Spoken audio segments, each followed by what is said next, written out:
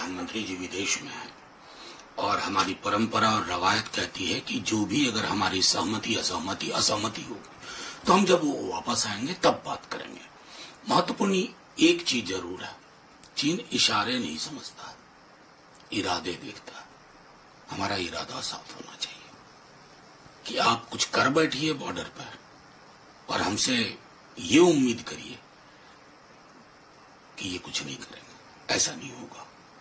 ये इशारा इरादे में और इरादे कार्यशैली में तब्दील होने चाहिए। सर, तिरुपति मंदिर का जो प्रसाद का कंट्रोवर्सी है उसके ऊपर एसआईटी का फॉर्मेशन हुआ है आंध्र से। नहीं, एसआईटी करिए, सीबीआई को दीजिए, जो भी करना हो जल्दी करिए, हेडलाइन मैनेजमेंट मत करिए।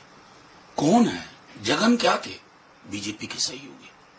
सीएनबीएन क्या है? चंद्रबाबू जी बीजेपी के सहयोगी।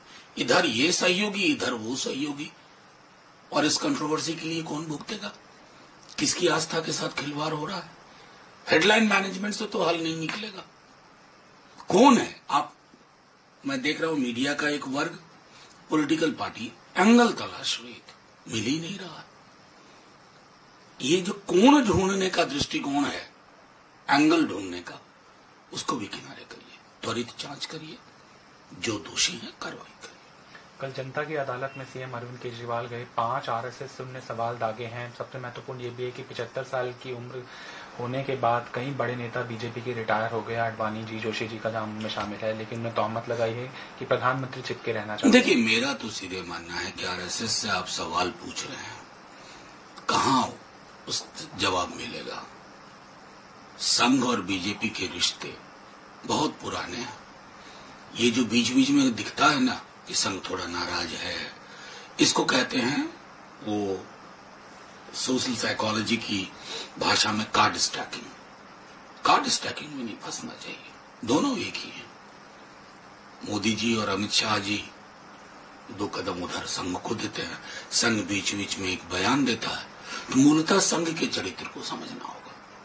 संघ की एक महत्वपूर्ण किताब है बंच ऑफ थॉट, उसको पढ़ लिया जाए, उससे पता चल जाता है कि संघ क्या है, उसकी सामाजिक सोच क्या है, मंदिर में दलितों के प्रवेश पे कितना रिग्रेसिव उनका स्टैंड है, आरक्षण पे कितना रिग्रेसिव स्टैंड है।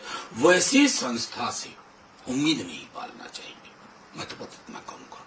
सर, कई जगहों पर एक कॉन्स्पिरेसी थ्योरी और कंसोलिडेट हो रही है। कहीं पर डेटोनेटर मिल रहा है रेलवे ट्रैक पर, कहीं पर सिलेंडर्स मिल रहे हैं।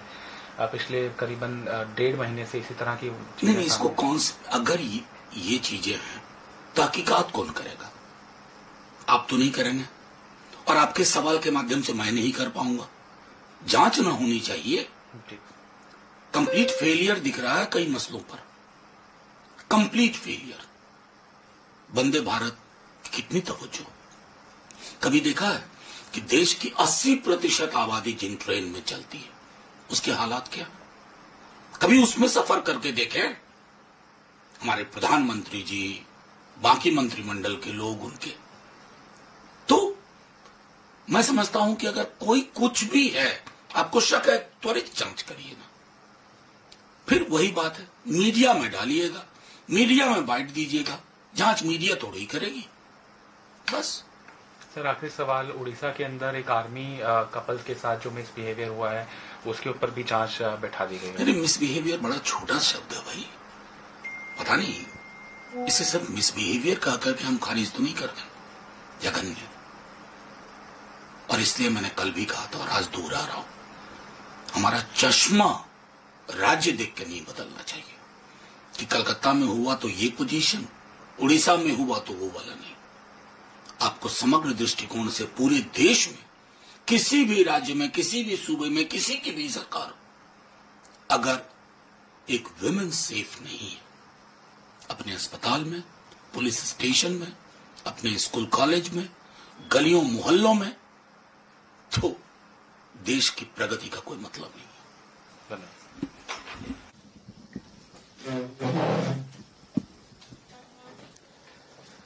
सर, लेटेस्ट फिल्म आपने कौन सी देखी?